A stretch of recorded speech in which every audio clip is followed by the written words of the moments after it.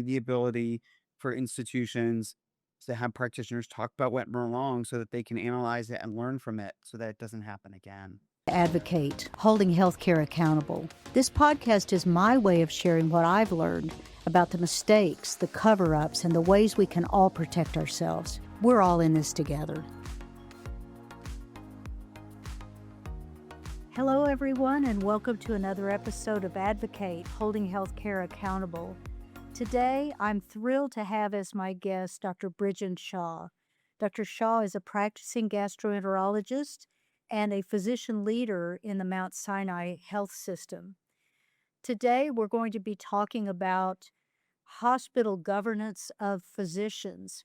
I know that unless I do something terrible to offend Dr. Shah, I'm very hopeful that it'll be a great conversation and it won't be too painful for him, and he'll agree to come back for many more episodes in the future. Thanks for joining, Dr. Shah. Hey, thanks for having me. I'm excited to talk to you today. Well, it's kind of an odd thing that a practicing physician would voluntarily want to talk to a medical malpractice lawyer, but I do appreciate it. All joking aside. As you know, I get to work with lots of lawyers, and I'm happy that we get to partner together on some of these really important issues. Well, we're not all terrible people.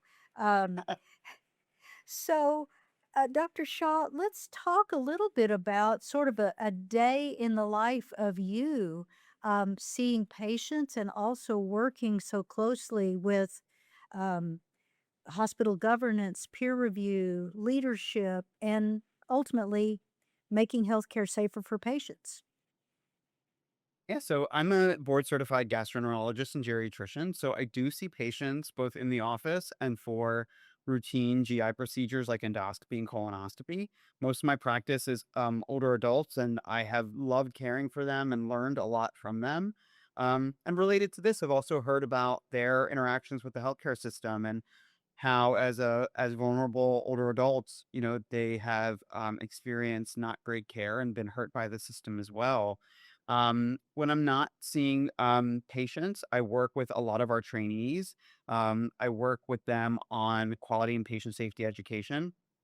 I also run our professionalism program at the health system in the medical school, where we work to address professionalism issues of clinicians. And then in terms of governance, work closely with, of course, our hospital leadership, but also work with our medical board presidents and our department chairs to address competency issues, and to be able to make sure that there's physician input and oversight over quality and safety, and making sure the voice of the clinician, and the voice of the patient stay centered to that conversation. Well, it sounds like a pretty busy life you have going there, but patients should be grateful for the work that you do on their behalf, not just treating them, but working for the greater good. Um, so, the old joke that goes around about hospitals is that some people think that they're like hotels, except the food's not as good. And, I think there's certainly hospitals out there that would like patients to believe that the physicians are completely independent. They just choose to have their practices here, do their surgeries here, admit their patients here, but they're completely separate from us. And especially when something goes wrong, what we see on the medical malpractice side is, oh, hospitals don't practice medicine. We can't tell the doctor what to do. But in fact, there is a whole thing called governance. And will you just talk to us a little bit about how hospitals govern their physicians? Sure. It's so interesting the way that you frame that, because in some ways the way you painted that is a very, in my mind, old way of thinking about how healthcare is delivered, right? Um, Physicians, we do not we're not the end all and be all to provide all the care the patients need. It's actually a very much a team sport. We work with nurses and a whole bunch of other allied health professionals and support staff that help us to do what we need to do for the patient. And that's all within a set of context of systems. In terms of how hospitals govern physicians, I mean, of course, there has to be thought and oversight and scrutiny as to who you let into your building, because The care that's rendered within your four walls is a mark of your own brand and then develops your reputation. Um, the medical staff, who then gets elected to the medical board or medical executive committee, kind of oversees the physicians that they bring on, making sure that they're competent, they're well trained, and then has a process to oversee the quality of care and the safety of care that they render. Hospitals are also organized into departments, and so you'll have a department leader, whether that's a medical director or a chair, that oversees the physicians within their specialty. Um, in some places, physicians are organized into practices with a medical director or a practice leader, and those practices will then affiliate with a hospital. And it is both the responsibility of the hospital and the medical groups to be able to oversee the care that's rendered. So there's a lot of different ways, but the one key component is that as a profession, we are supposed to self regulate and self govern. Of course, we don't do that on our own, and there are state and federal rules and regulations, and the hospital has to be a partner in that since we are treating their patients and working within their systems. Well, you hear the old adage, the scrubs versus the suits. And so, I think a lot of physicians would say they don't want to be governed by the suits. They may, if they're good doctors, they would be willing and open to peers' input. The medical director or the chair of the department or whatever. Can you comment on that? How much of it is scrubs and how much of it is suits? Yeah, that's a great point, and I mean that that division is a really interesting one. And I remember as I moved more and more to hospital administration, people would say, "Oh, you become one of them, you become a suit," and Mhm.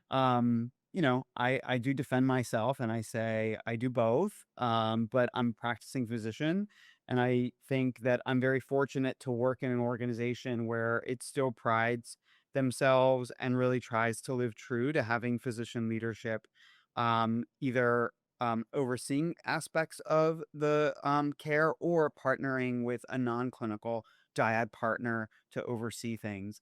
But to answer your question, I think it really depends on the mission and how the hospital or the health system is set up. Some health systems, physician leadership and physician governance is not a priority for them. And in other organizations like ours, we really feel that it's important that doctors stay at the front and center of how care delivery is organized and executed.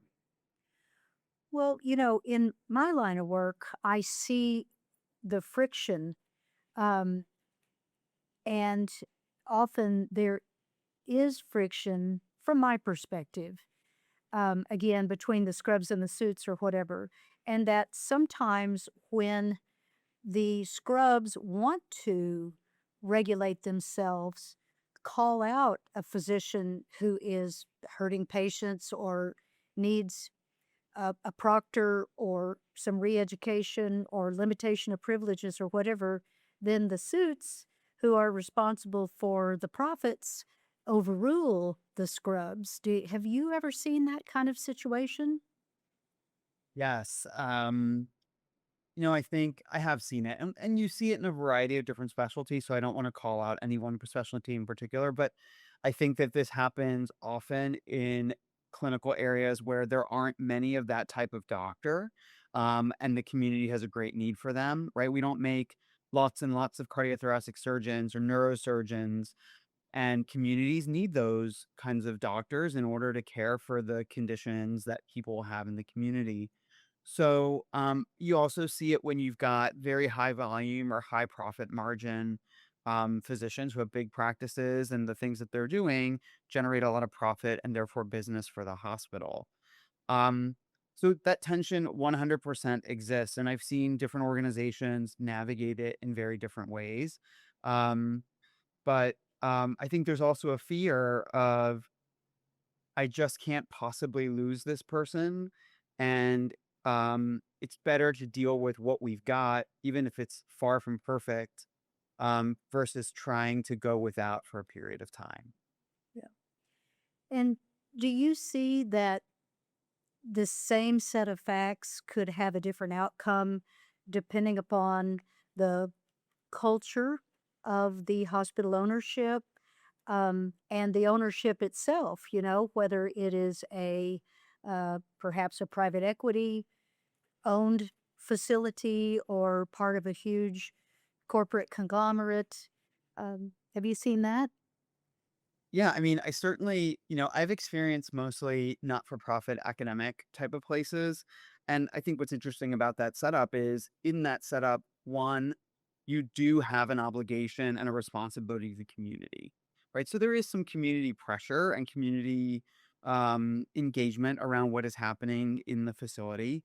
But then also in places where there's teaching happening, whether it's with a medical school or for residents and fellows, or you're teaching nurses or pharmacists, there's an additional added obligation. You don't want to have clinicians that aren't upholding the most, evidence-based care and are not role models teaching and creating the next generation of healthcare workers.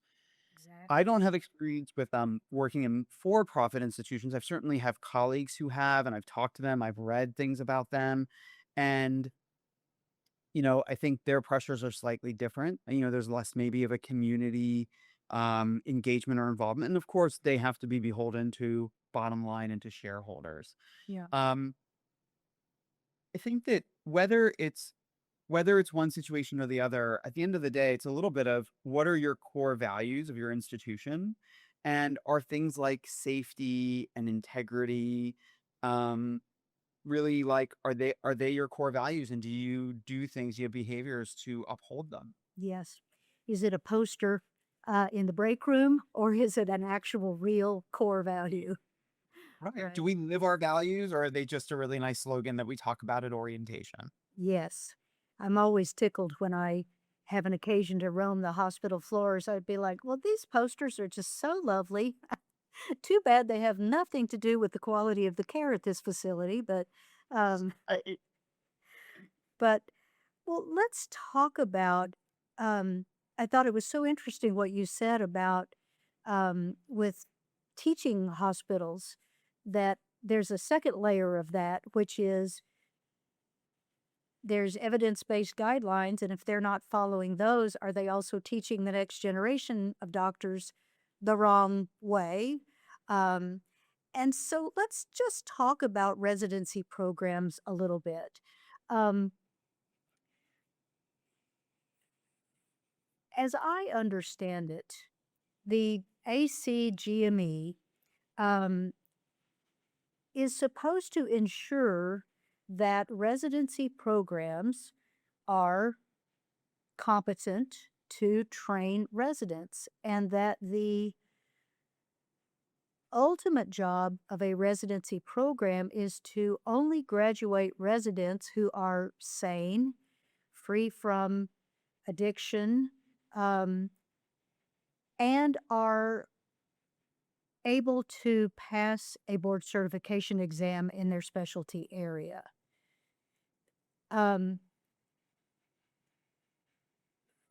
but you've said that there are gaps in our residency system so that we can't 100% say just because somebody graduated, even from a prestigious residency program or fellowship program, that they are competent. Can you talk about that? Yeah, Yeah. for sure. I think just to help with for our listeners who might not understand what the ACGME does, they're an organization that has been deemed to be able to oversee the accreditation of residency programs. So they do this through developing program requirements both for the institution and for each specialty. And in there, it'll talk about certain things you need to have in order to run a residency program. Things like you have to have a program director, you need to have a coordinator, here's generally what the curriculum and the rotation should look like. Here are the processes you must have in place to make sure the residents are being assessed and the program is being evaluated. And then, of course, looking at or examining outcomes. So, this is an ongoing process. There's oversight and governance at the institutional level for that residency program. And then, of course, through review committees at the ACGME. And it's a good example of how the profession helps to self regulate these committees. And a lot of the work is done by physicians, most of whom have spent their time in clinical education, running training programs themselves. Now, one of the hard things with any kind of learning program is, I think, two parts. One, your training is a factor of what you get to see and do. So, if you train at a place that sees a certain type of patient population or sees X number of this many kind of conditions, you'll get really good at potentially taking care of those populations and those things. But there will always be gaps, right? We will never, in a short amount of time that residency training is, right, 3 to maybe 7 or 8 years, you're not going to have opportunity to see everything that exists out there. So that is a gap, right? But what we try to teach physicians throughout their training is, how do you, one, be a lifelong learner, and two, how do you critically think to know how to work through and reason through a problem, and three, how do you seek help when you need it? Yes. I think the other gap is that we need to be able to assess and observe in order to know if somebody's got the skills and the knowledge to do what we ask them to do in the profession. And assessment, we have lots of tools for it, but it still takes time, and it takes a lot of effort. And we probably don't assess as much as we should. Um, and we don't have as much data to feel, 100% comfortable and confident that everyone is coming out in exactly the same place. So I think that is one gap. I do think that with more data coming in an electronic and digital form and having more tools at our fingertips in the digital space, we will be able to enhance assessment and be able to provide better outcome data during residency training and hopefully beyond. Yeah. You know, and as I've said many times before, and I'll say again, I'm not anti doctor at all. I have tremendous respect for physicians like yourself, but, and lawyers are no different, but there's no test for a good moral compass for lawyers or doctors. And this is where I see so many doctors get off track. Maybe they started with the right intentions, but they found money became what they worshiped. And they saw opportunities to do other things. And maybe I didn't train for this, but gee, I could go over here and do this other thing and, run patients through a mill and make a whole lot of money or whatever it may be. And I don't know if there's a solution to that or not. But this is what I see is that, you know, are there ways to pick up on behavioral warning signals or moral type, like this person doesn't really have the right mindset to be a doctor or a lawyer? Yeah, I mean, right, what you're asking is, do you sort of have the litmus test well before somebody gets too far down the path? And Yeah. that is a really that tool has not been perfected in any profession. Yeah. I think that we do our best at every stage of the development of a physician to ask about that. We try to ask questions, good behavior based questions during an interview. You're looking for kind of character assessment from those who know the person. But the reality is, sometimes these behaviors show up once people are put in these situations. Hmm. And, how do you kind of look for it? Well, one, what is the risk tolerance or what's the vigilance of the organization that the person is working in? Right. So if other people are doing the same thing, let's take, for example, taking uh, money or meals or other things from a pharmaceutical company. If that is what everyone else around them is doing, Hmm. then it almost becomes accepted, right? There is like this normalization of deviant behavior. And it takes someone from the outside or something bad to happen sometimes for people to take a step back and say, whoa, Yeah. what are we doing? Right. Like, and then before you know it, you realize, well, this is what everyone's been doing for a long time. So that's one piece. I think the second, and this kind of goes back to something you said a few minutes ago when you were saying if they work with a doctor that's not practicing evidence based guidelines or evidence based medicine, what's going to happen? Well, if you see the people that train you engaged in this kind of behavior and it's okay, Yeah. you're going to, it's like human nature in some cases to be then mimic that behavior and think that that's acceptable. Yep. Yep. It's very, very true. And there is a lot of opportunity for physicians to make a lot of money, as they should. They're the best and the brightest, the smartest, and they go to school for a very, very long time. And I think most people and most patients would say physicians ought to make a lot of money. But it kind of reminds me a little bit about some of what we're seeing in the world around us today. Like, seriously, how much is enough?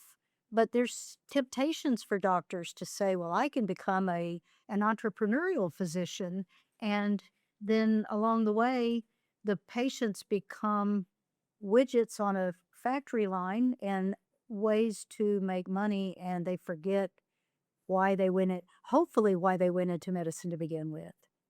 But And I think that this piece is getting trickier and trickier. I mean, I think 20, not even 20, 30, 40 years ago, and before that, it was really about what's the interaction with pharmaceutical companies and physicians. And of course, laws were put in place, there were institutional guidelines to help with both the ethical piece and then the kickback part of things. In some ways, that problem is not our problem today. I think that our problem is going to be the great amount of consumerism that healthcare has moved into. There's so many products and the development of products by a whole bunch of people, that aren't like 100% always in the healthcare space that are looking to market to doctors and to patients. And what you don't know is what's the relationship between the person that's even casually recommending that product, um, and their financial interest. So I think this area is getting trickier and trickier, but I think that there has to be a combination of both professional oversight of this yeah. and getting people back to what are the ethics. And then, two, there has to be some public accountability for it. Well, absolutely. And the average patient would not know if there were financial conflicts of interest or financial incentives or things of this nature, which is a perfect segue into talking about secrecy in healthcare. And, we understand that some secrecy is required, that hospitals ought to be able to have confidential, privileged conversations about physicians, peer review, and use this as a way of regulating the staff and calling out mistakes and hopefully learning from them. But just like everything else, sometimes the secrecy becomes a bad thing because things do happen, under the cover of darkness, so to speak, that never see the light of day. So, what would you say? Do we have um, mostly good actors not abusing their privileges of secrecy, or do we have some bad actors abusing it?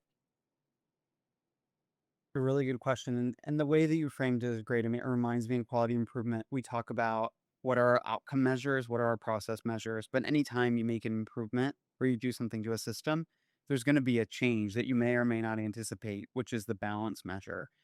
And I think what you're talking about is what's the balance measure for giving people the appropriate space and protection to be able to engage in peer review and talk about when things go wrong. And I do think that we need that space and we need the ability for institutions to have practitioners talk about what went wrong so that they can analyze it and learn from it so that it doesn't happen again. Yeah. Um, I do believe, and maybe it's because I'm a glass half full kind of person, that the majority of people in this world that are in this profession are doing the right thing for the right reasons. Um, they want to help people, they don't want to harm people, and they want to be in systems where they're learning from when things go wrong or nearly go wrong. Yeah. I think there are two things that I think are pressure points that make this harder and have people force people to abuse the, privilege or the secrecy aspect. The first is in a world where people are increasingly employed, I think that they are afraid or concerned about employment law being used against them and saying that you wrongfully did something to me, disciplined me, or fired me. And I think people are very nervous about that. I think the second is also the concern or the fear about medical malpractice. They're worried that if we let anyone else know, that might give people um, the sense that they could bring a lawsuit, and that what was talked about, what was learned, could be utilized in a lawsuit. And I think that that keeps people from sharing what is appropriate to share when there are issues around safety and quality. Well, and as I was discussing earlier today with someone, now the new thing seems to be um, getting sued for slander. So Yeah. let's say a physician reports another physician to the peer review committee, then all of a sudden maybe they've, on the hot seat, so to speak. But we just, what patients want and need is more transparency. What physicians want is more privacy and more due process rights. And I think, you know, like anything else, um, a good tool in the right hands is great. A good tool used in the wrong hands or for nefarious purposes is dangerous. So I just think, this is a huge issue and we've got to find a balance. Absolutely. And, I'm really fortunate. I have an amazing dyad partner, and we spend a lot of time, one, talking about and counseling people on this slander issue that you just mentioned, and how do you share appropriate information um, if you need to make a reference or you need to, talk to someone about a concern so as to not slander somebody. And I think the second is doing a better job of educating healthcare leaders about what these tools can be used for and how to use them appropriately and when to use them appropriately. It really it's really terrible when people use these tools in order to remove somebody, not because they are a bad doctor or because they don't have excellent quality, but because they want to make a different economic decision or they just want the person gone from their organization. I think that gives these tools a really bad name in the physician community. Hospital peer review committees have to be able to do their jobs without worrying about being sued by the doctors. And this I am hearing is sort of a mounting concern for hospitals. And so we certainly don't want that because we already know that there are hospitals and hospital systems who don't do a good job of peer review, who don't discipline doctors like they should, and who don't report them to the data bank. So we certainly don't want the problem to become worse by hospitals feeling like, well, we can't because, if we discipline a doctor or uh, strip a doctor of their privileges, then we're going to get sued. I mean, is that a real concern, do you think, for hospitals? I think it's a concern for hospitals, and more so I think it's a concern for the physicians serving on these peer review committees.